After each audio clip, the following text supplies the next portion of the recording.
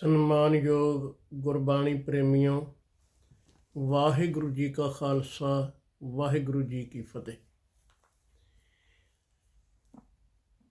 ਗੁਰਬਾਣੀ ਵਿਚਾਰ ਅਕਥ ਕਥਾ ਦੀ ਇਸ ਲੜੀ ਵਿੱਚ ਆਪਾਂ ਅੱਜ ਚੌਥਾ ਐਪੀਸੋਡ ਕਰਨਾ ਹੈ, ਜਿਸ ਵਿੱਚ ਜਪਜੀ ਸਾਹਿਬ ਦੀ ਦੂਜੀ ਪੌੜੀ ਦੀ ਵਿਚਾਰ ਕਰਨ ਦਾ ਯਤਨ ਕਰਾਂਗੇ। ਪਹਿਲੇ ਪਾਠ ਆਪ ਜੀ ਸਰਵਣ ਕਰੋ, ਫਿਰ ਜਿਵੇਂ ਵਾਹਿਗੁਰੂ ਜੀ ਕਿਰਪਾ ਕਰਨ ਆਪਾਂ ਵਿਚਾਰ ਵਿੱਚ ਜੁੜਨ ਦਾ ਯਤਨ ਕਰਦੇ ਹਾਂ। ਵਾਹਿਗੁਰੂ ਸਾਹਿਬ ਜੀਓ, ਹੁਕਮੀ ਹੋਵਨ ਆਕਾਰ, ਹੁਕਮ ਨਾ ਕਹਿਆ ਜਾਈ, ਹੁਕਮੀ ਹੋਵਨ ਜੀ, ਹੁਕਮ ਮਿਲੈ ਵਡਿਆਈ।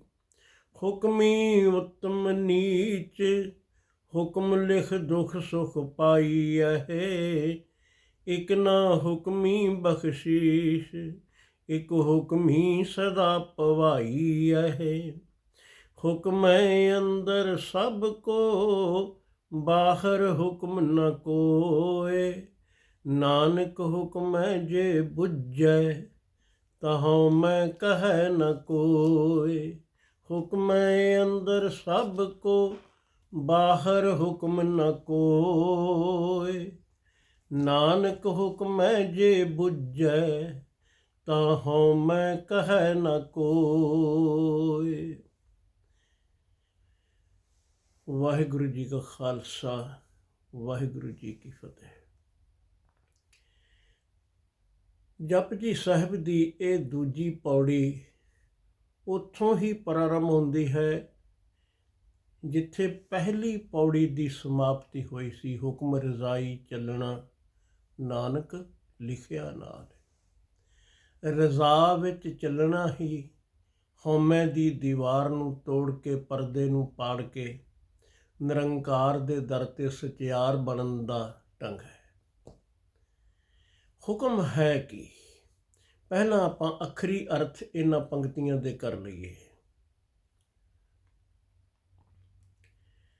ਹੁਕਮ ਦੇ ਅੰਦਰ ਹੀ ਸਭ ਕੁਝ ਵਾਪਰ ਰਿਹਾ ਹੈ, ਐਸਾ ਅਸੀਂ ਸਾਰੇ ਆਖਦੇ ਹਾਂ। ਹੁਕਮੀ ਹੋਵਨ ਆਕਾਰ, ਸ਼ਕਲਾਂ ਸੂਰਤਾਂ ਜੋ ਬਣਦੀਆਂ ਹਨ, ਜੋ ਦ੍ਰਿਸ਼ਟੀਮਾਨ ਹੈ, ਦਿਸਦਾ ਹੈ, ਦਿਖਾਈ ਦਿੰਦਾ ਹੈ, ਹਰ ਆਕਾਰ ਉਸਦੇ ਹੁਕਮ ਵਿੱਚ ਬਣਿਆ। ਫਿਰ ਸਤਿਗੁਰੂ ਕਹਿੰਦੇ ਨੇ ਹੁਕਮ ਨਾ ਕਹਿਆ ਜਾਈ। ਇਸ ਹੁਕਮ ਦਾ ਸੰਪੂਰਨ ਤੌਰ 'ਤੇ ਬਿਆਨ ਨਹੀਂ ਕੀਤਾ ਜਾ ਸਕਦਾ। ਉਸ ਦਾ ਕਾਰਨ ਵੀ ਹੈ। ਉਹ ਕਿਸੇ ਤੋਂ ਸਲਾਹ ਲੈ ਕੇ, ਮੰਤ ਪਕਾ ਕੇ ਫਿਰ ਕੋਈ ਹੁਕਮ ਕਰਦਾ ਹੋਵੇ ਤਾਂ ਕਿਸੇ ਦੂਜੇ ਨੂੰ ਪਤਾ ਵੀ ਹੋਵੇ। ਹੁਕਮ ਦਾ ਬਿਆਨ ਕਰਨਾ ਕਠਿਨ ਹੀ ਨਹੀਂ, ਇੰਪੋਸੀਬਲ ਹੈ।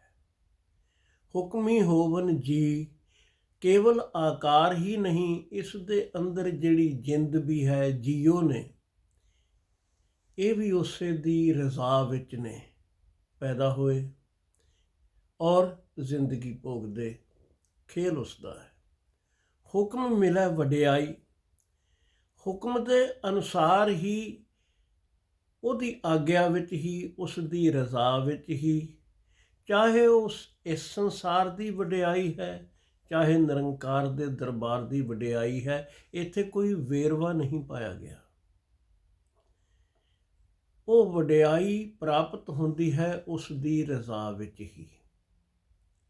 ਹੁਕਮੀ ਉਤਮ ਨੀਚ, ਹੁਕਮ ਲਿਖ ਦੁਖ ਸੁਖ ਪਾਈਐ। ਉਸੇ ਦੇ ਹੁਕਮ ਵਿੱਚ ਉੱਚੇ ਨੀਵੇਂ ਹਨ। ਮਨੁੱਖ ਕਿਸੇ ਦੀ ਬਹੁਤ ਸੁਰਤ ਉੱਚੀ ਹੈ, ਕਿਸੇ ਦੀ ਬਹੁਤ ਨੀਵੀਂ ਹੈ। ਇਹ ਜਾਤੀਆਂ ਪਾਤੀਆਂ ਦੀ ਊਚ ਨੀਚ ਦੀ ਗੱਲ ਨਹੀਂ। ਗੁਰੂ ਸਾਹਿਬ ਲਈ ਕੋਈ ਉੱਚਾ ਨੀਵਾਂ ਨਹੀਂ। ਇਹ ਸਾਡੇ ਭੁਲੇਖੇ ਨੇ ਔਰ ਮਨੁੱਖ ਦੀਆਂ ਪਾਈਆਂ ਹੋਈਆਂ ਵੰਡੀਆਂ ਨੇ, ਜਿਨ੍ਹਾਂ ਨੇ ਸੰਸਾਰ ਦਾ ਬਹੁਤ ਨੁਕਸਾਨ ਕੀਤਾ ਹੈ, ਸਮਾਜ ਨੂੰ ਆਪਸ ਵਿੱਚ ਲੜਾਇਆ ਹੈ। ਇਹ ਰਾਜਨੀਤਿਕ ਲੋਕਾਂ ਦੀ ਚਾਲ ਹੈ। ਅੰਦਰਲੀ ਸੁਰਤੀ ਤੋਂ ਉੱਚੇ ਨੀਵੇਂ ਹੋਣ ਦੀ ਬਾਤ ਹੈ। ਨੀਵੇਂ ਕਰਮ ਕਰੇ ਨੀਵਾਂ ਹੈ, ਉੱਚੇ ਕਰਮ ਕਰੇ, ਕਿਰਦਾਰ ਵਾਲੇ ਕੰਮ ਕਰੇ ਤਾਂ ਉੱਚਾ ਹੈ।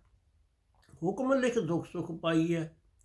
ਉਸ ਦੇ ਲਿਖੇ ਹੁਕਮ ਦੇ ਮੁਤਾਬਿਕ ਹੀ ਅਸੀਂ ਦੁੱਖ ਤੇ ਸੁੱਖ ਪਾਉਂਦੇ ਹਾਂ, ਭੋਗਦੇ ਹਾਂ। ਇੱਕ ਨਾ ਹੁਕਮੀ ਬਖਸ਼ੀਸ਼, ਇੱਕ ਹੁਕਮੀ ਸਦਾ ਭਵਾਈ ਹੈ। ਕਈ ਉਹ ਨੇ ਜਿਨ੍ਹਾਂ ਉੱਤੇ ਹੁਕਮ ਰਾਹੀਂ ਪ੍ਰਭੂ ਦੀ ਬਖਸ਼ਿਸ਼ ਹੈ। ਇੱਕ ਉਹ ਵੀ ਨੇ ਜੋ ਭਟਕਦੇ ਹਨ, ਚਾਹੇ ਉਹ ਸੰਸਾਰ ਵਿੱਚ ਭਟਕਦੇ ਨੇ, ਚਾਹੇ ਦੁਨੀਆ ਵਿੱਚ ਭਟਕਦੇ ਨੇ, ਹੈ ਕਰਤੇ ਦੀ ਰਜ਼ਾ ਹੀ। ਇੱਕ ਹੁਕਮੀ ਸਦਾ ਭਵਾਈ ਹੈ। ਮੁੱਕਦੀ ਗੱਲ ਇਹ ਹੈ ਕਿ ਹੁਕਮ ਹੈ ਅੰਦਰ ਸਭ ਕੋ, ਬਾਹਰ ਹੁਕਮ ਨਾ ਕੋਏ। ਨਿਰੰਕਾਰ ਦੇ ਹੁਕਮ ਵਿੱਚ, ਉਸ ਦੇ ਭਾਣੇ ਵਿੱਚ, ਉਸ ਪ੍ਰਭੂ ਦੀ ਰਜ਼ਾ ਵਿੱਚ ਹੀ ਸਾਰੇ ਨੇ, ਉਸ ਤੋਂ ਬਾਹਰ ਕੋਈ ਵੀ ਨਹੀਂ। ਨਾਨਕ ਹੁਕਮੈ ਜੇ ਬੁੱਝੈ, ਤਾਂ ਹਉਮੈ ਕਹੈ ਨ ਕੋਇ। ਬੜੇ ਨੁਕਤੇ ਤੇ ਸਤਿਗੁਰੂ ਜੀ ਇਸ ਪੌੜੀ ਨੂੰ ਸੰਪੂਰਨ ਕਰਦੇ ਹਨ। ਜੇ ਕੋਈ ਹੁਕਮ ਨੂੰ ਬੁੱਝ ਲਏ ਤਾਂ ਉਸ ਦੀ ਜ਼ਿੰਦਗੀ ਵਿੱਚੋਂ ਇੱਕ ਖਬਰ ਮਿਲੇਗੀ ਪੱਕੀ, ਤਾਂ ਹਉਮੈ ਕਹੈ ਨਾ ਕੋਇ। ਉਹ ਅਹੰਕਾਰ ਦੀ ਗੱਲ ਕਦੀ ਨਹੀਂ ਕਰੇਗਾ, ਹਉਮੈ ਤੋਂ ਮੁਕਤ ਹੋ ਗਿਆ। ਹੁਣ ਇਹ ਸਧਾਰਨ ਅਰਥ ਆਪਾਂ ਕੀਤੇ ਨੇ। ਜੇ ਮੋਟੇ-ਮੋਟੇ ਇੰਜ ਹੀ ਵਿਚਾਰ ਵਿੱਚ ਰੁਕ ਗਏ ਤਾਂ ਅਸੀਂ ਸੋਚਾਂਗੇ ਪਰਮਾਤਮਾ ਬੜਾ ਨਿਰਦਈ ਹੈ। ਕਿਸੇ ਨੂੰ ਉੱਤਮ ਵਿਚਾਰਾਂ ਵਾਲੇ ਬਣਾ ਦਿੰਦਾ ਹੈ, ਕਿਸੇ ਨੂੰ ਨੀਵੇਂ ਵਿਚਾਰਾਂ ਵਾਲੇ ਬਣਾ ਦਿੰਦਾ ਹੈ, ਕਿਸੇ ਨੂੰ ਵਡਿਆਈਆਂ ਬਖਸ਼ ਦਿੰਦਾ ਹੈ, ਕੋਈ ਨਿੰਦਿਆ ਭੋਗਦਾ ਫਿਰਦਾ ਹੈ, ਕੋਈ ਦੁਨੀਆ ਵਿੱਚ ਭਟਕਦਾ ਹੈ, ਕੋਈ ਬਖਸ਼ਿਸ਼ਾਂ ਪ੍ਰਾਪਤ ਕਰਦਾ ਹੈ। ਇਹ ਤਾਂ ਕੋਈ ਨਿਆਂ ਨਾ ਹੋਇਆ, ਇਹ ਬੇਇਨਸਾਫੀ ਹੋਵੇਗੀ। ਸਾਰੇ ਜੀਵ ਤੂੰ ਪੈਦਾ ਕਰੇ ਔਰ ਇੰਨਾ ਵਿਤਕਰਾ ਕਰ ਦੇਵੇਂ, ਇੱਕ ਊਚ ਹੈ, ਦੂਜਾ ਨੀਚ ਹੈ, ਇੱਕ ਭਟਕਦਾ ਫਿਰਦਾ ਹੈ ਵਿਚਾਰਾ, ਇੱਕ ਤੇ ਬਖਸ਼ਿਸ਼ਾਂ ਹੋ ਰਹੀਆਂ ਨੇ। ਇਹ ਖੇਲ ਕੀ ਹੋਇਆ? ਅੱਜ ਦੀ ਇਹ ਵਿਚਾਰ ਜ਼ਿਆਦਾ ਇਸ ਪਾਸੇ ਸਾਨੂੰ ਸੋਚਣ ਲਈ ਮਜਬੂਰ ਕਰਦੀ ਹੈ। ਫਿਰ ਹੁਕਮ ਹੈ ਕੀ? ਰਜ਼ਾ ਕੀ ਹੈ? ਰਜ਼ਾ ਹੈ ਜਿਸ ਵਿੱਚ ਨਿਰੰਕਾਰ ਰਾਜ਼ੀ। ਇਹ ਉਸ ਦੇ ਅਸੂਲ ਨੇ, ਉਸ ਦੇ ਨਿਯਮ ਨੇ, ਉਸ ਦਾ ਧਰਮ ਹੈ। ਧਰਮ ਦਰਅਸਲ ਨਾਮ ਹੀ ਅਸੂਲ ਦਾ ਹੈ। ਅਸੀਂ ਫਿਰਕਿਆਂ ਦੇ ਨਾਮ ਧਰਮ ਰੱਖ ਲਏ ਤੇ ਇੰਨੀਆਂ ਵੰਡੀਆਂ ਪਾ ਲਈਆਂ। ਜੋ ਰੱਬੀ ਅਸੂਲਾਂ 'ਤੇ ਚੱਲੇ ਉਹੀ ਧਰਮੀ ਹੈ, ਬਾਕੀ ਕੋਈ ਧਰਮੀ ਨਹੀਂ। ਹੁਣ ਹੈ ਸਵਾਲ ਇਹ ਕਿ ਉਸ ਦੇ ਹੁਕਮ ਨੂੰ ਅਸੀਂ ਸਮਝ ਕਿਵੇਂ ਸਕਦੇ ਹਾਂ? ਮਨੁੱਖ ਸੋਚ ਸਕਦਾ ਹੈ ਕਿ ਇਹ ਤਾਂ ਬੜੀ ਮੁਸ਼ਕਿਲ ਬਾਤ ਹੈ, ਪਰਮਾਤਮਾ ਦਾ ਹੁਕਮ ਬਿਆਨ ਕੀਤਾ ਨਹੀਂ ਜਾ ਸਕਦਾ। ਇਹ ਸੱਚ ਹੈ। ਇਹ ਗੁਰੂ ਨਾਨਕ ਸਾਹਿਬ ਜੀ ਨੇ ਇਸ ਪੌੜੀ ਦੀ ਪਹਿਲੀ ਪੰਕਤੀ ਵਿੱਚ ਹੀ ਫੈਸਲਾ ਦੇ ਦਿੱਤਾ, ਹੁਕਮ ਨਾ ਕਹਿਆ ਜਾਈ। ਬਿਆਨ ਤਾਂ ਨਹੀਂ ਕੀਤਾ ਜਾ ਸਕਦਾ, ਪਰ ਸਮਝਿਆ ਜ਼ਰੂਰ ਜਾ ਸਕਦਾ ਹੈ। ਇਹੀ ਫਰਕ ਹੈ। ਇਉਂ ਕਹਿ ਲਓ, ਜਿਵੇਂ ਕਿਸੇ ਗੂੰਗੇ ਨੂੰ ਤੁਸੀਂ ਸਵਾਦਿਸ਼ਟ ਪਦਾਰਥ, ਮਠਿਆਈਆਂ ਜਾਂ ਕੁਝ ਵੀ ਫਲ ਫਰੂਟ ਖਵਾਓ, ਉਹ ਖਾਏਗਾ। ਜੋ ਸਵਾਦ ਅਸੀਂ ਮਾਣਦੇ ਹਾਂ ਉਹ ਉਸ ਨੂੰ ਵੀ ਆ ਰਿਹਾ ਹੈ। ਫਰਕ ਇੰਨਾ ਹੈ ਕਿ ਸਾਡੀ ਜ਼ੁਬਾਨ ਬੋਲਣ ਦੇ ਸਮਰੱਥ ਹੈ। ਅਸੀਂ ਉਸ ਦੀ ਵਿਆਖਿਆ ਕਰਕੇ ਦੂਜੇ ਨੂੰ ਦੱਸ ਸਕਦੇ ਹਾਂ, ਇਸ ਦਾ ਸਵਾਦ ਐਸਾ ਸੀ। ਗੂੰਗੇ ਪਾਸ ਇਹ ਸਮਰੱਥਾ ਨਹੀਂ, ਪਰ ਉਹ ਮੁਸਕਰਾ ਤਾਂ ਸਕਦਾ ਹੈ, ਕਹਿ ਨਹੀਂ ਸਕਦਾ, ਬਿਆਨ ਨਹੀਂ ਕਰ ਸਕਦਾ, ਲੇਕਿਨ ਮਾਣ ਸਕਦਾ ਹੈ। ਹੁਕਮ ਬਹੁਤ ਬਾਰੀਕੀ ਦੀ ਬਾਤ ਹੈ। ਰਜ਼ਾ ਨੂੰ ਜਾਣਨ ਵਾਸਤੇ ਸਭ ਤੋਂ ਪਹਿਲਾਂ ਤਾਂ ਇੱਥੋਂ ਆਪਾਂ ਸ਼ੁਰੂ ਕਰ ਲਈਏ। ਆਏ ਅਸੀਂ ਸੰਸਾਰ 'ਤੇ ਕੋਈ ਆਪਣੀ ਮਰਜ਼ੀ ਨਾਲ ਥੋੜ੍ਹੀ ਆਏ। ਇੱਕ ਹੋਰ ਵੀ ਗੱਲ ਸੋਚਣ ਵਾਲੀ ਹੈ, ਪਹਿਲੇ ਮੈਂ ਉਸ ਦਾ ਜ਼ਿਕਰ ਕਰ ਲਵਾਂ। ਜੇ ਪਰਮਾਤਮਾ ਆਪ ਹੀ ਦੁੱਖ ਸੁੱਖ ਸਭ ਨੂੰ ਦੇ ਰਿਹਾ ਹੈ, ਆਪ ਹੀ ਭਟਕਾਉਂਦਾ ਹੈ, ਫਿਰ ਸੁਰਗ ਨਰਕ ਦਾ ਕੀ ਮਤਲਬ? ਸਾਡਾ ਦੋਸ਼ ਕੀ ਹੈ? ਸਜ਼ਾ ਅਸੀਂ ਪਾਈਏ, ਰਜ਼ਾ ਉਸ ਦੀ ਹੋਵੇ, ਇਹ ਤਾਂ ਗੱਲ ਬਣਦੀ ਨਹੀਂ, ਬੇਇਨਸਾਫੀ ਹੋਵੇਗੀ। ਇਸ ਲਈ ਹੁਕਮ ਨੂੰ ਸਮਝਣਾ ਹੈ। ਆਮ ਸਾਡਾ ਗਿਲਾ ਇਹ ਹੈ ਕਿ ਹੁਕਮ ਨੂੰ ਅਸੀਂ ਅਲਪੱਗ ਜੀਵ ਕਿਵੇਂ ਜਾਣ ਸਕਦੇ ਹਾਂ। ਮੈਂ ਅੱਜ ਕੁਝ ਵਿਚਾਰ ਹੁਕਮ ਨੂੰ ਸਮਝਣ ਬਾਰੇ ਹੀ ਆਪ ਨਾਲ ਸਾਂਝੀ ਕਰਨੀ ਚਾਹੁੰਦਾ ਹਾਂ। ਆਏ ਹਾਂ, ਰਜ਼ਾ ਸੀ, ਦੁਨੀਆ ਤੇ ਆਏ, ਸਾਡੇ ਵੱਸ ਨਹੀਂ। ਜਾਣਾ ਹੈ, ਸਾਡੇ ਹੱਥ ਨਹੀਂ। ਇਸ ਸੰਸਾਰ ਵਿੱਚ ਵਿਚਰਦਿਆਂ ਉਸ ਨੇ ਇੱਕ ਤਾਂ ਕਿਰਪਾ ਕੀਤੀ ਨਾ ਕਿ ਇਸ ਜੀਓ ਨੂੰ ਮੱਤ ਦਿੱਤੀ, ਸੋਚਣ ਦੀ ਸਮਰੱਥਾ ਦਿੱਤੀ। ਜੇ ਉਸ ਸਮਰੱਥਾ ਨੂੰ ਕੋਈ ਪੂਰਾ ਇਸਤੇਮਾਲ ਕਰ ਲਏ, ਮਨੋਵਿਗਿਆਨਕ ਆਖਦੇ ਨੇ, ਸਾਈਕਾਲੋਜਿਸਟ ਕਹਿੰਦੇ ਨੇ, ਅੱਜ ਤੱਕ ਦੁਨੀਆ ਦਾ ਕੋਈ ਮਨੁੱਖ ਪੂਰਾ ਦਿਮਾਗ ਨਹੀਂ ਵਰਤ ਸਕਿਆ। ਕੋਈ 10-12% ਤੱਕ ਵੱਡੇ ਵਿਗਿਆਨਕ ਗਏ। ਇਸ ਦਿਮਾਗ ਦੇ ਅੰਦਰ ਨਿਰੰਕਾਰ ਨੇ ਬੜਾ ਕੁਝ ਰੱਖਿਆ ਹੈ, ਪਰ ਰੱਬੀ ਰਜ਼ਾ ਬੜੀ ਗੁਪਤ ਹੈ। ਉਸ ਨੂੰ ਸਮਝਣ ਲਈ ਸਾਨੂੰ ਸਭ ਤੋਂ ਪਹਿਲੀ ਤਾਂ ਗੱਲ ਇਹ ਹੈ ਕਿ ਜਿਹੜੀ ਸਾਡੇ ਇੰਦਰੀਆਂ ਨੇ ਸਾਨੂੰ ਬਾਹਰ ਦੀ ਭਟਕਣਾ ਲਗਾ ਰੱਖੀ ਹੈ। ਅੱਖਾਂ ਬਾਹਰ ਦੇਖਦੀਆਂ ਨੇ, ਕੰਨ ਬਾਹਰ ਸੁਣਦੇ ਨੇ, ਜ਼ੁਬਾਨ ਬਾਹਰੋਂ ਸਵਾਦ ਮਾਣਦੀ ਹੈ, ਬੋਲ ਕੇ ਆਪਣੀ ਗੱਲ ਬਾਹਰ ਆਖਦੀ ਹੈ, ਚਮੜੀ ਸਪਰਸ਼ ਕਰਦੀ ਹੈ, ਇਉਂ ਇਹ ਸਾਰੇ ਇੰਦਰੇ, ਨੱਕ ਬਾਹਰੋਂ ਸਾਹ ਲੈ ਰਿਹਾ ਹੈ। ਤੇ ਅਸੀਂ ਜੇ ਸਵਾਸ ਵੱਲ ਜਾਂਦੇ ਹਾਂ ਤਾਂ ਸੁਗੰਧੀਆਂ ਭਾਲਦੇ ਹਾਂ, ਕੰਨਾਂ ਵੱਲ ਜਾਂਦੇ ਹਾਂ ਤਾਂ ਕੰਨਾਂ ਦਾ ਸਾਧ ਮਾਣਨਾ ਚਾਹੁੰਦੇ ਹਾਂ, ਅੱਖਾਂ ਨਾਲ ਦੇਖਦੇ ਹਾਂ ਤਾਂ ਚਾਹੁੰਦੇ ਹਾਂ ਖੂਬਸੂਰਤੀਆਂ ਦਿਸਣ, ਸੁੰਦਰ ਦ੍ਰਿਸ਼ ਦੇਖੀਏ। ਤੇ ਰੱਜਦਾ ਇੰਦਰਾ ਸਾਡਾ ਇੱਕ ਵੀ ਨਹੀਂ। ਅੱਖੀਂ ਦੇਖ ਨਾ ਰੱਜੀਆਂ ਬਹੁ ਰੰਗ ਤਮਾਸ਼ੇ, ਉਸਤਤ ਨਿੰਦਾ ਕੰਨ ਸੁਣ, ਰੋਵਨ ਤੇ ਹਾਸੇ, ਸਾਦੀ ਜੀਭ ਨ ਰੱਜੀਆ ਕਰ ਭੋਗ ਬਿਲਾਸੇ, ਨੱਕ ਨ ਰੱਜਾ ਵਾਸ ਲੈ ਦੁਰਗੰਧ ਸੁਬਾਸੇ, ਰੱਜ ਨ ਕੋਈ ਜੀਵਿਆ ਕੂੜੇ ਪ੍ਰਵਾਸੇ, ਪੀਰ ਮੁਰੀਦਾਂ ਪਰਹੜੀ ਸੱਚੀ ਰਹਿਰਾਸੇ। ਕੋਈ ਇੰਦਰਾ ਕਦੀ ਸੰਤੁਸ਼ਟ ਨਹੀਂ ਹੁੰਦਾ। ਤੇ ਰੱਬੀ ਰਜ਼ਾ ਨੂੰ, ਜੋ ਕਿ ਬਹੁਤ ਗੁਪਤ ਹੈ ਇੱਥੇ ਹੀ ਸਾਡੇ ਪਾਸ, ਜਾਣਨਾ ਹੋਵੇ ਤਾਂ ਪਹਿਲਾਂ ਥੋੜ੍ਹੀ ਦੇਰ ਲਈ ਇਹਨਾਂ ਇੰਦਰੀਆਂ ਤੋਂ, ਇਹਨਾਂ ਦੀ ਤ੍ਰਿਸ਼ਨਾਵਾਂ ਤੋਂ ਛੁਟਕਾਰਾ ਪਾਈਏ। ਇਹ ਸਵਾਦ ਵੀ ਅੰਦਰੋਂ ਮਾਣ ਹੋਣਾ ਹੈ, ਇਹ ਆਵਾਜ਼ ਵੀ ਅੰਦਰੋਂ ਸੁਣ ਹੋਣੀ ਹੈ। ਉਸ ਲਈ ਟਿਕਣ ਦੀ ਲੋੜ ਹੈ। ਟਿਕਣ ਵਾਸਤੇ ਇਹਨਾਂ ਇੰਦਰੀਆਂ ਤੋਂ ਧਿਆਨ ਹਟਾ ਕੇ ਮਨੁੱਖ ਨੂੰ ਸ਼ਾਂਤ ਹੋਣਾ ਚਾਹੀਦਾ ਹੈ। ਸ਼ਾਂਤ ਹੋਣ ਲਈ ਜੁਗਤੀਆਂ ਨੇ। ਬਹੁਤ ਲੋਕ ਬੜੇ ਢੰਗ ਦੱਸਦੇ ਨੇ, ਪਰ ਬਹੁਤ ਸਿੰਪਲ, ਬਹੁਤ ਸਾਦਾ ਢੰਗ ਤੁਸੀਂ ਆਪਣੇ ਜੀਵਨ ਵਿੱਚੋਂ ਆਪ ਲੱਭ ਸਕਦੇ ਹੋ। ਕਿਵੇਂ? ਤੁਸੀਂ ਕਦੀ ਮਹਿਸੂਸ ਕਰੋ ਜਦੋਂ ਕ੍ਰੋਧ ਆਉਂਦਾ ਹੈ, ਗੁੱਸੇ ਵਿੱਚ ਹੁੰਦੇ ਹੋ, ਇੱਕ ਪਲ ਲਈ ਰੁਕ ਜਾਣਾ ਤੇ ਮਹਿਸੂਸ ਕਰਨਾ ਮੇਰੇ ਸਾਹ ਦਾ ਤਰੀਕਾ ਕੀ ਹੈ ਔਰ ਸਪੀਡ ਕੀ ਹੈ, ਕਿੰਨਾ ਕੁ ਤੇਜ਼ ਚੱਲ ਰਿਹਾ ਹੈ, ਕਿੰਨਾ ਕੁ ਡੂੰਘਾ ਜਾ ਰਿਹਾ। ਗੱਲਾਂ ਤੇ ਦੋ ਹੀ ਨੇ। ਡੀਪ ਬਰੀਦਿੰਗ ਇੱਕ ਇਲਾਜ ਹੈ ਬਹੁਤ ਸਾਰੇ ਮਾਨਸਿਕ ਰੋਗਾਂ ਦਾ। Deep and slow. ਜਦੋਂ ਤੁਸੀਂ ਉਸ ਗੱਲ ਨੂੰ ਪਕੜ ਲਓਗੇ ਨਾ, ਤੁਸੀਂ ਦੇਖੋਗੇ ਕ੍ਰੋਧ ਵਿੱਚ ਸਾਹ ਤੇਜ਼ ਹੈ, ਡੂੰਘਾ ਬਿਲਕੁਲ ਨਹੀਂ। ਰੁਕ ਜਾਓ, ਸਵਾਸ ਦੀ ਗਤੀ ਧੀਮੀ ਕਰ ਦਿਓ, ਘੱਟ ਕਰ ਦਿਓ, ਡੂੰਘੇ ਸਾਹ ਲੈਣ ਲੱਗ ਪਾਓ।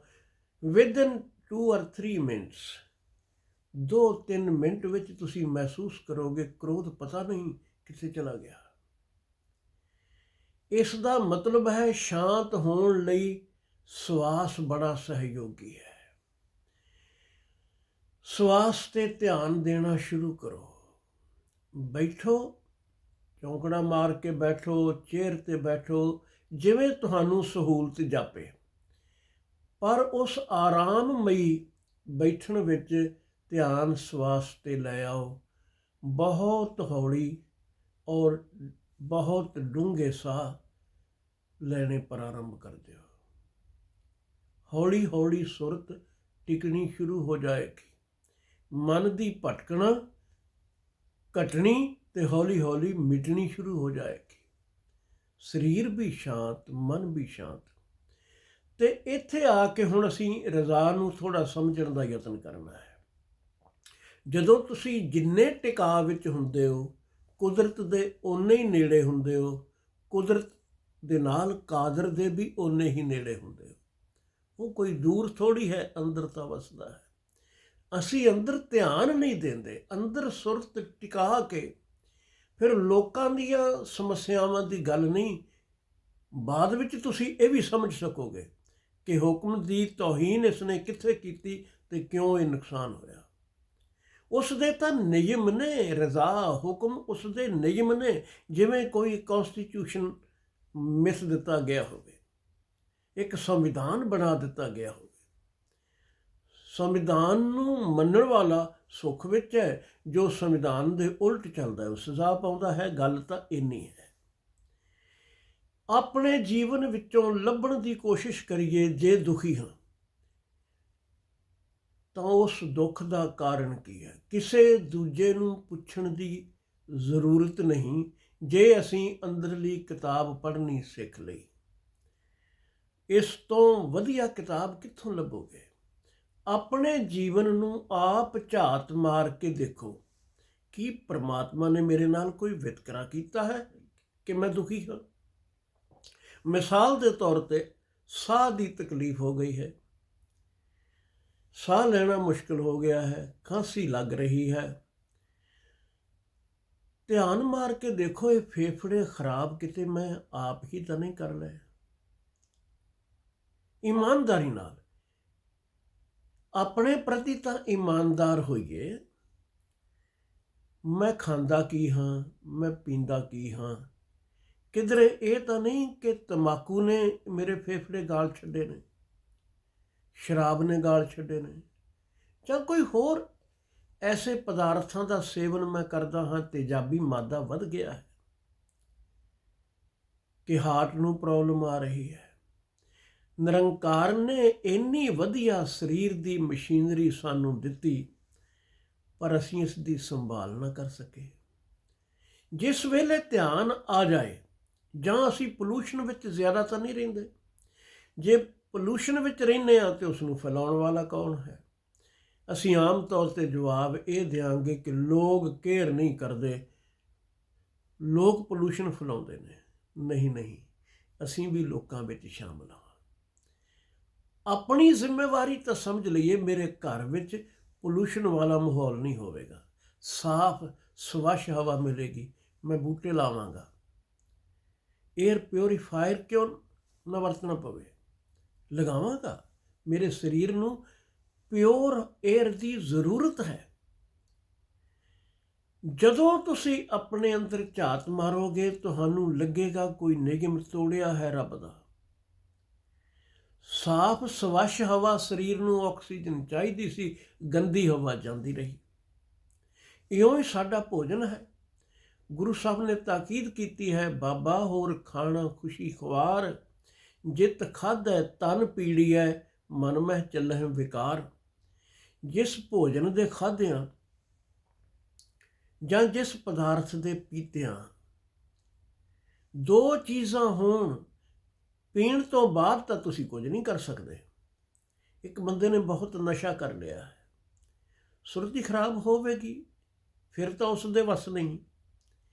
ਪਰ ਉਸ ਨਸ਼ੇ ਨੂੰ ਕਰਨ ਤੋਂ ਪਹਿਲਾਂ ਉਹ ਸੋਚ ਲੈ, ਇਹ ਭਰੇ ਹੋਏ ਗਲਾਸ ਵਿੱਚ ਮੈਂ ਜੋ ਪੀਣ ਲੱਗਾ ਹਾਂ, ਜਾਂ ਮੈਂ ਜੋ ਪਦਾਰਥ ਖਾਣ ਲੱਗਾ ਹਾਂ, ਜਿਸ ਵੇਲੇ ਅੰਦਰ ਚਲਾ ਗਿਆ ਇਸਨੇ ਖੂਨ ਦਾ ਹਿੱਸਾ ਬਣਨਾ ਹੈ, ਸਰੀਰ ਤੇ ਦਿਮਾਗ ਤੇ ਇਸਨੇ ਆਪਣਾ ਅਸਰ ਪਾਉਣਾ ਹੈ।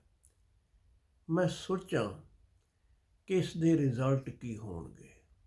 ਅਗਰ ਮੈਨੂੰ ਪਤਾ ਹੈ ਕਿ ਮੈਂ ਜ਼ਿਆਦਾ ਸਮੋਸੇ ਹੀ ਖਾ ਰਿਹਾ ਹਾਂ, ਬਹੁਤੀ ਮਠਿਆਈ ਖਾ ਰਿਹਾ ਹਾਂ, ਕੋਈ ਵੀ ਪਦਾਰਥ ਹੋਇਆ, ਤੇ ਸ਼ੂਗਰ ਮੈਨੂੰ ਪਹਿਲੇ ਹੋਈ ਹੈ, ਇਹ ਨੁਕਸਾਨ ਕਰੇਗੀ। ਇਹ ਜਲੇਬੀਆਂ ਮੇਰਾ ਨੁਕਸਾਨ ਕਰਨਗੀਆਂ, ਮੈਂ ਹੋਰ ਰੋਗੀ ਹੋ ਜਾਵਾਂਗਾ। ਤਾਂ ਗੁਰੂ ਅਮਰਦਾਸ ਮਹਾਰਾਜ ਜੀ ਦਾ ਇਹ ਨੁਕਤਾ ਚੇਤੇ ਰੱਖੋ, ਉਹ ਹਰ ਖੇਤਰ ਵਿੱਚ ਲਾਗੂ ਹੁੰਦਾ ਹੈ।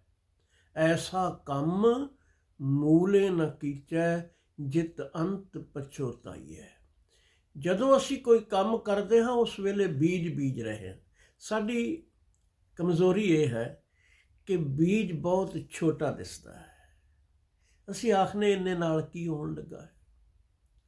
ਬਲੱਡ ਪ੍ਰੈਸ਼ਰ ਹਾਈ ਹੈ, ਨਮਕੀਨ ਚੀਜ਼ਾਂ ਖਾ ਰਿਹਾ ਹਾਂ, ਨਹੀਂ ਜੇ ਥੋੜ੍ਹੀ ਖਾ ਵੀ ਲਈ ਤਾਂ ਕੀ ਹੋਣ ਲੱਗਾ ਹੈ। 2 ਮੱਠੀਆਂ ਨਾਲ ਕੀ ਹੋ ਜਾਣਾ, 1 ਸਮੋਸੇ ਨਾਲ ਕੀ ਹੋ ਚੱਲਿਆ। ਨਹੀਂ, ਬੀਜ ਬੜਾ ਛੋਟਾ ਹੁੰਦਾ ਹੈ, ਰਿਜ਼ਲਟ ਬੜੇ ਵੱਡੇ ਦਿੰਦਾ ਹੈ। ਹਰ ਕਰਮ ਦਾ ਬੀਜ, ਇੱਕ ਗੱਲ ਬੋਲਣ ਵੇਲੇ ਵੀ ਸੋਚ ਲਓ ਇਸ ਦੇ ਨਤੀਜੇ ਕੀ ਨਿਕਲਣਗੇ। ਜਿਸ ਵੇਲੇ ਤੁਸੀਂ ਆਪਣੇ ਅੰਦਰ ਟਿਕ ਕੇ ਆਪਣੀਆਂ ਕਮਜ਼ੋਰੀਆਂ ਲੱਭਣ ਦਾ ਯਤਨ ਕਰ ਲਓਗੇ, ਉਸ ਵੇਲੇ ਰਜ਼ਾ ਦੇ ਨੇੜੇ ਹੁੰਦੇ ਜਾਓਗੇ। ਤੁਹਾਨੂੰ ਰੱਬ ਦੇ ਅਸੂਲ ਪਤਾ ਲੱਗ ਜਾਣਗੇ। ਸੰਵਿਧਾਨ ਆਖਦਾ ਹੈ ਇੱਕ ਮੁਲਕ ਵਿੱਚ ਕਿ ਖੱਬੇ ਪਾਸੇ ਚੱਲਣਾ ਹੈ। ਤੁਸੀਂ ਕਾਰ ਸੱਜੇ ਪਾਸੇ ਲਿਜਾ ਰਹੇ ਹੋ। ਤੁਸੀਂ ਕਹੋਗੇ ਡਰਾਈਵਰ ਤਾਂ ਮੈਂ ਬਹੁਤ ਚੰਗਾ ਹਾਂ, ਚਲਾ ਰਿਹਾ, ਪਰ ਤੁਸੀਂ ਸੰਵਿਧਾਨ ਦੀ ਪਾਲਣਾ ਨਹੀਂ ਕਰ ਰਹੇ, ਨਿਯਮ ਦੀ ਉਲੰਘਣਾ ਕਰ ਰਹੇ ਹੋ। ਕੋਈ ਦੂਜੇ ਪਾਸਿਓਂ ਕਾਰ ਆਏਗੀ, ਟਕਰਾ ਜਾਓਗੇ, ਮੌਤ ਵੀ ਹੋ ਸਕਦੀ ਹੈ। ਜ਼ਿੰਦਗੀ ਦੇ ਹਰ ਖੇਤਰ ਵਿੱਚ ਜਦੋਂ ਕੋਈ ਦੁੱਖ ਆਵੇ, ਉਸ ਵੇਲੇ ਅੰਦਰ ਟਿਕ ਕੇ ਉਸ ਦਾ ਰੀਜ਼ਨ ਲੱਭਣ ਦੀ ਕੋਸ਼ਿਸ਼ ਕਰੋਗੇ, ਇੱਕੋ ਹੀ ਮਿਲੇਗਾ। ਮੈਂ ਆਖਣਾ ਇੱਕੋ ਮਿਲੇਗਾ। ਇੱਕੋ ਮਿਲਣ ਤੋਂ ਮੇਰਾ ਭਾਵ ਇੰਨਾ ਹੀ ਹੈ, ਕਿਧਰੇ ਰਜ਼ਾ ਦੇ ਉਲਟ ਚੱਲਿਆ। ਜੋ ਪ੍ਰਭੂ ਦੇ ਨਿਯਮ ਨੇ ਉਸ ਦੇ ਉਲਟ ਚੱਲਿਆ। ਮੰਦਾ ਵਿਚਾਰ, ਕਿਸੇ ਦਾ ਬੁਰਾ ਕਰਨ ਦਾ ਖਿਆਲ ਮਨ ਵਿੱਚ ਆਇਆ, ਸਾਵਧਾਨ ਹੋਵੋ, ਸੋਚੋ ਇਹਦੇ ਨਤੀਜੇ ਕੀ ਨਿਕਲਣਗੇ। ਰਜ਼ਾ ਵਿੱਚ ਜਿਹੜਾ ਚੱਲਦਾ ਹੈ ਉਹ ਫਿਰ ਹੰਕਾਰ ਤੋਂ ਮੁਕਤ ਹੁੰਦਾ ਹੈ। ਭਾਣੇ ਵਿੱਚ ਚੱਲਣਾ ਹੈ। ਮੈਨੂੰ ਜੀਵਨ ਦਾ ਹੱਕ ਦਿੱਤਾ ਹੈ, ਦੂਜੇ ਨੂੰ ਵੀ ਦਿੱਤਾ ਹੈ। ਨਾਨਕ ਹੁਕਮੈ ਜੇ ਬੁੱਝੈ ਤਾਂ ਹਉਮੈ ਕਹੈ ਨਾ ਕੋਇ। ਅਹੰਕਾਰ ਸਾਡੀਆਂ ਸਾਰੀਆਂ ਕਮਜ਼ੋਰੀਆਂ ਦੀ ਜੜ੍ਹ ਹੈ। ਇਹ ਮੈਂ ਛੱਡ ਕੇ ਆਪਣੇ ਅੰਦਰ ਟਿਕ ਕੇ ਲੱਭੋ। ਮੰਨਿਆ ਪਹਿਲੇ ਦਿਨ ਕਾਮਯਾਬੀ ਨਹੀਂ ਮਿਲੇਗੀ, ਦੂਜੇ ਨਹੀਂ ਮਿਲੇਗੀ, ਤੀਜੇ ਮਿਲ ਜਾਏਗੀ। ਕੁਝ ਦਿਨ ਬੈਠੋ ਧਿਆਨ ਵਿੱਚ ਜ਼ਰੂਰ, ਔਰ ਬੁਰਾਈਆਂ ਤੋਂ ਅਗਾਂਹ ਬਚਣ ਲਈ ਆਪਣੇ ਸਾਹ 'ਤੇ ਧਿਆਨ ਦੇਣਾ ਸ਼ੁਰੂ ਕਰੋ। ਜਿਸ ਆਦਮੀ ਦਾ ਸਵਾਸ ਪੂਰਾ ਹੈ ਨਾ, ਸਵਾਸ ਹੀ ਤਾਂ ਜ਼ਿੰਦਗੀ ਹੈ। ਮੌਤ ਕਿਹਨੂੰ ਆਖਦੇ ਆ? ਸਵਾਸ ਮੁੱਕ ਗਏ ਤੇ ਸਾਹ ਲੈਣ ਦੀ ਸਾਨੂੰ ਜਾਂਚ ਕੋਈ ਨਹੀਂ। ਜਿਸ ਆਦਮੀ ਦਾ ਸਵਾਸ ਕੰਟਰੋਲ ਵਿੱਚ ਹੈ, ਉਹਦਾ ਮਨ ਵੀ ਕੰਟਰੋਲ ਵਿੱਚ ਹੋਵੇਗਾ। ਇੰਨਾ ਸੰਬੰਧ ਹੈ, ਖੱਬੀ ਨਾਸ ਤੋਂ ਲਿਆ ਹੋਇਆ ਸਾਹ ਸੱਜੇ ਬ੍ਰੇਨ ਨੂੰ ਪ੍ਰਭਾਵਿਤ ਕਰਦਾ ਹੈ। ਰਾਈਟ ਬ੍ਰੇਨ ਟਿਕ ਜਾਓਗੇ, ਸ਼ਾਂਤੀ ਮਿਲੇਗੀ। ਜੇ ਸੱਜੀ ਨਾਸ ਤੋਂ ਸਾਹ ਲਓਗੇ, ਉਹ ਖੱਬੇ ਬ੍ਰੇਨ ਤੇ ਲੈਫਟ ਬ੍ਰੇਨ ਤੇ ਕੰਮ ਕਰਦਾ ਹੈ। ਬਹੁਤ ਦਲੀਲਾਂ, ਸੋਚਾਂ ਆ ਜਾਣਗੀਆਂ। ਡਿਪਰੈਸ਼ਨ ਵਾਲੇ ਬੰਦੇ ਨੂੰ ਤੁਸੀਂ ਖੱਬੀ ਨਾਸ ਤੋਂ ਸਾਹ ਲੈਣ ਦੀ ਜੁਗਤ ਸਮਝਾ ਦਿਓ, ਲੱਗਾ ਰਹੇ, ਹੌਲੀ ਹੌਲੀ ਸਾਰੀਆਂ ਪਰੇਸ਼ਾਨੀਆਂ ਮਿਟ ਜਾਣਗੀਆਂ। ਵਾਹਿਗੁਰੂ ਕਿਰਪਾ ਕਰੇ। ਹੁਕਮ ਸਾਡੇ ਅੰਦਰ ਹੈ, ਦੂਰ ਨਹੀਂ। ਕੇਵਲ ਅਸੀਂ ਉਲਝੇ ਇਸ ਵਿੱਚ ਹਾਂ ਕਿ ਅਸੀਂ ਦੇਖਦੇ ਨਹੀਂ। ਜੇ ਕਿਸੇ ਤਰੱਕੀ ਕੀਤੀ ਹੈ, ਬਖਸ਼ੀਸ਼ ਹੈ ਉਸ 'ਤੇ ਉਹ ਇਸੇ ਕਾਰਨ ਹੈ, ਉਹ ਰਜ਼ਾ ਵਿੱਚ ਕਿਤੇ ਠੀਕ ਰਾਹ ਚੱਲਿਆ ਹੈ। ਜੇ ਕੋਈ ਭਟਕ ਰਿਹਾ ਹੈ ਤਾਂ ਸੁਭਾਵਿਕ ਹੈ, ਉਹਨੇ ਰਸਤਾ ਗਲਤ ਚੁਣਿਆ ਹੈ। ਨਿਰੰਕਾਰ ਦੇ ਨਿਯਮ ਨੇ, ਇਹ ਉਸ ਦਾ ਹੁਕਮ ਹੈ। ਇਸ ਲਈ ਆਪਣੇ ਅੰਦਰ ਝਾਤ ਮਾਰੋਗੇ, ਸਾਫ਼ ਦਿਸੇਗਾ ਕਿੱਥੇ ਕਦਮ ਗਲਤ ਪੁੱਟੇ ਗਏ, ਹਟਾ ਦਿਓ। ਇਸੇ ਲਈ ਸਾਧੂ ਕਿਸੇ ਨੂੰ ਨਫ਼ਰਤ ਨਹੀਂ ਕਰਦਾ। ਸੱਜਣ ਠੱਗੀਆਂ ਮਾਰਦਾ ਹੈ, ਧਰਮਸਾਲ ਬਣਾਈ ਹੈ, ਭੇਸ ਵੀ ਉਸਨੇ ਬੜਾ ਸੁੰਦਰ ਪਹਿਨਿਆ ਹੋਇਆ ਹੈ ਸਾਧੂਆਂ ਵਾਲਾ। ਗੁਰੂ ਨਾਨਕ ਸਾਹਿਬ ਨੇ ਉਸ ਨੂੰ ਨਫ਼ਰਤ ਨਹੀਂ ਕੀਤੀ। ਸਤਿਗੁਰੂ ਵੀ ਕਿਸੇ ਨੂੰ ਨਫ਼ਰਤ ਨਹੀਂ ਕਰਦਾ, ਸੰਤ ਵੀ ਨਹੀਂ ਕਰਦਾ। ਉਹਨੂੰ ਪਤਾ ਹੈ ਥੋੜ੍ਹਾ ਜਿਹਾ ਗਲਤ ਹੋ ਗਿਆ ਹੈ, ਬਸ ਇੰਨੀ ਗੱਲ ਹੈ। ਰਜ਼ਾ ਤੋਂ ਉਲਟ ਤੁਰ ਪਿਆ ਹੈ ਪੋਟੈਂਸ਼ੀਅਲ। ਸੱਜਣ ਠੱਗ ਨੇ ਗੁਰੂ ਨਾਨਕ ਸਾਹਿਬ ਨੂੰ ਕੋਈ ਚਿੱਠੀ ਨਹੀਂ ਸੀ ਪਾਈ ਕਿ ਮੇਰੇ ਪਾਸ ਆਓ, ਪਰ ਹਜ਼ੂਰ ਗਏ। ਸਾਰਾ ਕੁਝ ਸੁਣ ਚੁੱਕੇ ਸਨ ਪਹਿਲਾਂ, ਇੱਕ ਐਸਾ ਬੰਦਾ ਹੈ। ਉਹਨਾਂ ਆਖਿਆ ਇਸ ਦੇ ਅੰਦਰ ਪੋਟੈਂਸ਼ੀਅਲ ਹੈ, ਪਰ ਗਲਤ ਦਿਸ਼ਾ ਵੱਲ ਤੁਰ ਪਿਆ ਹੈ। ਇਸ ਨੂੰ, ਇਹਦਾ ਧਿਆਨ ਅੰਦਰ ਲਿਜਾ ਕੇ ਸੱਚੀ ਤਸਵੀਰ ਦਿਖਾ ਦਿੱਤੀ ਜਾਏ। ਉਹਨਾਂ ਸ਼ਬਦ ਹੀ ਉਹ ਗਾਵਿਆ, ਕਿ ਉਜਲ ਕਹਾਂ ਚਿਲਕਣਾ ਘੋਟਮ ਕਾਲੜੀ ਮਸ, ਧੋਤਿਆਂ ਜੂਠ ਨਾ ਉਤਰੈ ਜੇ ਸੋ ਧੋਵਾਂ ਤਿਸ। ਕਹਾਂ ਲਿਸ਼ਕਦਾ ਹੈ ਪਰ ਹੱਥ ਲਾਓ ਹੱਥ ਕਾਲੇ ਕਰ ਦਿੰਦਾ ਹੈ। ਅੰਦਰ ਕਾਲਖ ਹੈ। ਸੱਜਣ ਦੀ ਨਿਗਾਹ ਆਪਣੇ ਅੰਦਰ ਪਹੁੰਚਦੀ ਗਈ, ਉਹਨੂੰ ਆਪਣੀ ਤਸਵੀਰ ਦਿਸ ਪਈ, ਉਹ ਬਦਲ ਗਿਆ, ਸੰਤ ਹੋ ਗਿਆ।